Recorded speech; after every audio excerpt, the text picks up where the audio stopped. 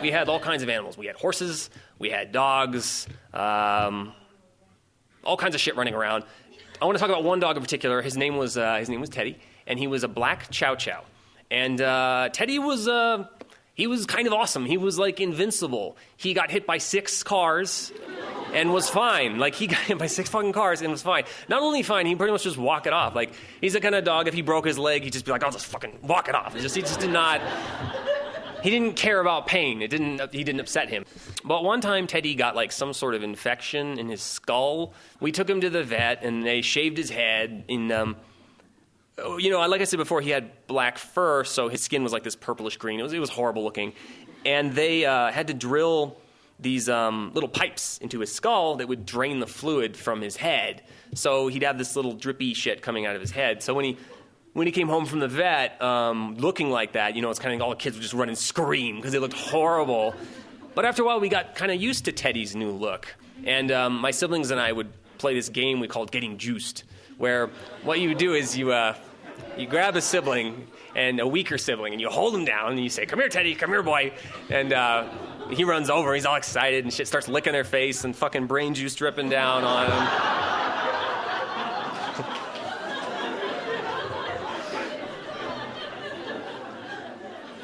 Good old Teddy.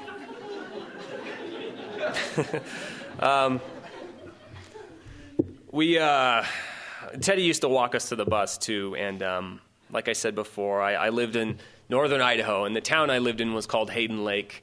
And if you've ever heard of it, it's because in the 90s it was in the news a lot because we used to have white pride parades in my town. And we were the home of the last neo-Nazi compound in the United States. And it was a real neo-Nazi compound. It had guard towers, swastikas. These were like these kind of, bigot fossil guys that lived back there, and they just kind of had this 1950s ideology.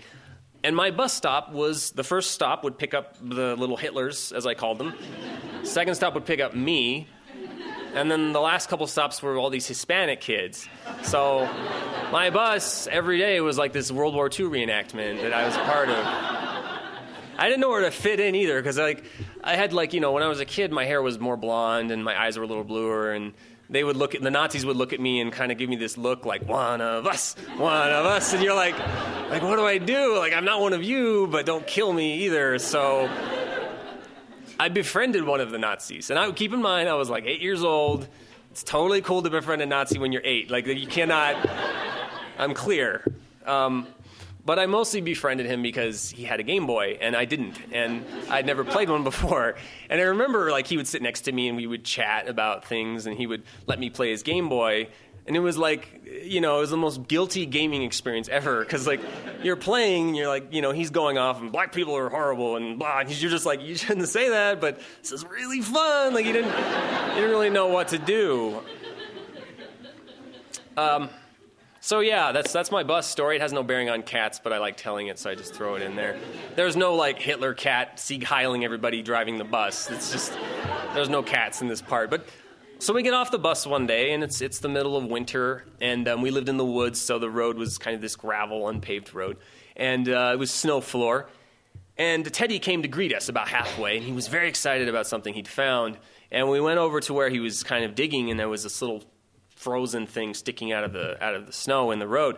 And upon further examination, we figured out it was a cat that had died, and it had been hit by a car, and then it got ran over by the snowplow, and then it sat there in the snow frozen under 4 months worth of traffic, just vroom, vroom, vroom across this cat. And this cat was flat. I mean, it was completely flat. So being the clever 8-year-olds, we named it Flat Cat because it was flat. What we found out was you could take Flat Cat and you could whiz it like a Frisbee. And Teddy would go running after it. He loved this. And, he'd do the thing where he jumps up in midair and catch it like a figure skater, kind of spinning in midair. His fucking brain juice spraying in circles the whole time. Yeah. Good old Flat Cat.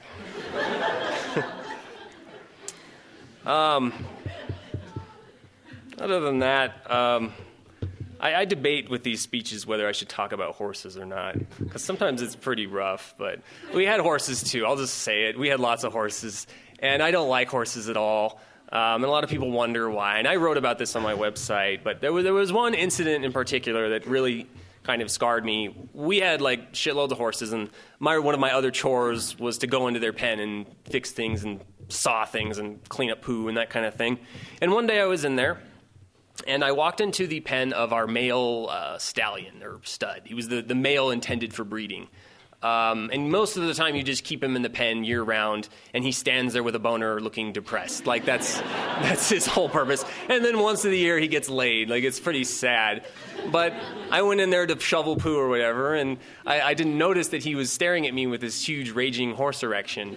And if you've ever seen a horse penis, it is an amazing, awesome thing. Like, and I don't mean awesome like, sushi is awesome, or like that movie was awesome. I mean like awesome like stars collapsing and like universe is expanding kind of awesome. Just fucking wind. It was like the size of a wind chime when it's flaccid. When it's flaccid, it's like a wind chime. It's amazing. I am completely straight, and I'll stare at a horse penis all day and just marvel. It's like going to the Grand Canyon. You're just like, my God, like, how did this nature make this wonder? So, anyway, he had a boner, and I was digging stuff up, and suddenly, he gave me this look, and he saw something in me that day that I think he was lonely, and I just looked like the one. So he charged, and I wasn't that far away from him, so I started running, and I dove away from him into an electric fence, because it's the only way out, and I got stuck in it. And if you've ever been zapped by an electric fence, they pulse, so you have on, off, on, off. So kind of like in between bolts of lightning into my life, I'd open my eyes and see this big, raging horse dick coming at me. Luckily, I escaped, but that's why I don't like horses.